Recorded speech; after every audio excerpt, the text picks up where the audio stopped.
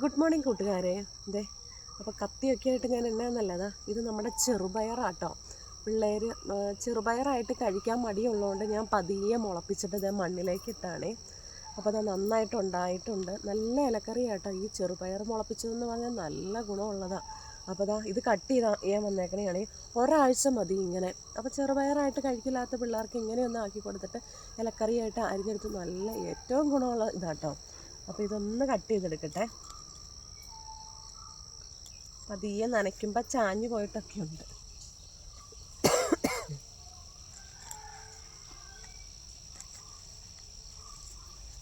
ഇങ്ങനെ നിങ്ങളൊന്ന് പരീക്ഷിച്ച് നോക്കണം കേട്ടോ. ചെറുപയർ പതിയെ ഒന്ന് മുളപ്പിച്ചിട്ട് മണ്ണ് പൊട്ടിച്ച് അതിലിട്ടാൽ മതി. ഇളക്കമുള്ള മണ്ണിലിട്ടാൽ മതി. എന്നിട്ടൊന്ന് നനച്ചും കൊടുത്താൽ നന്നായിട്ട് കയറി വരും. ഒറ്റ ആഴ്ച കൊണ്ട് നമുക്ക് കട്ട് ചെയ്തെടുക്കാവേ. അല്ലെങ്കിൽ ഇങ്ങനെ മുളപ്പിച്ചിട്ട് നമ്മുടെ പാത്രത്തിലെ പ്ലാസ്റ്റിക്കിൻ്റെ വല്ല പാത്രത്തിൽ ഇത്തിരി മണ്ണ് ഇട്ടാലും ഉണ്ടായി വരും കേട്ടോ.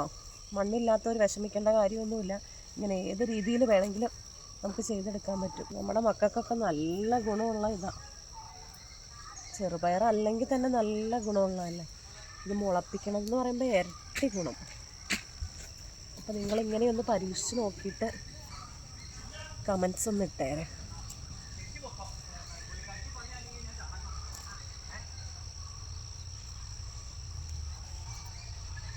ഒറ്റ ആഴ്ച കൊണ്ട് നമുക്ക് കട്ട് ചെയ്തെടുക്കാം കേട്ടോ.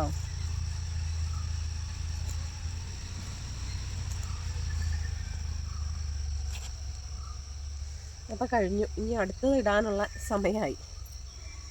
ഇത് കട്ട് ചെയ്തെടുത്തിട്ടുണ്ട്. ഇത് കണ്ടോ, ഒരു കൂട്ടാത്തിനുള്ളത് സുഖമായിട്ട് കിട്ടി. ഇത് നന്നായിട്ട് കഴുകിയെടുത്താൽ മതി. Okay, bye bye. എല്ലാവരും ഒന്ന് പരീക്ഷിച്ച് നോക്കുക, കമൻസ് ഇടുക. Okay, by.